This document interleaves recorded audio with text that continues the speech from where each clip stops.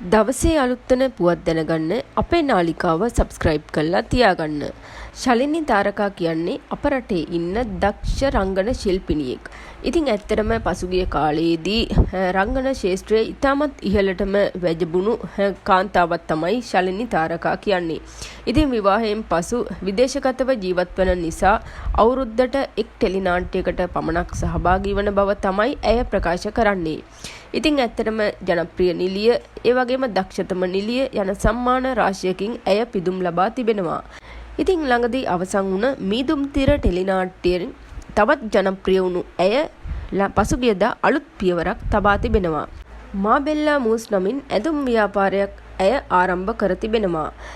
11/11 දින විශේෂිත දිනයක්. ඉතින් ඇය එදින තමයි මෙම ව්‍යාපාරය පටන් ගන්න තියෙන්නේ. ඉතින් Facebook, Instagram වගේම TikTok වලින් ඇයගේ මෙම ව්‍යාපාරය සම්බන්ධව තොරතුරු දැන ගැනීමට හැකියයි ඇය ප්‍රකාශ කරනවා.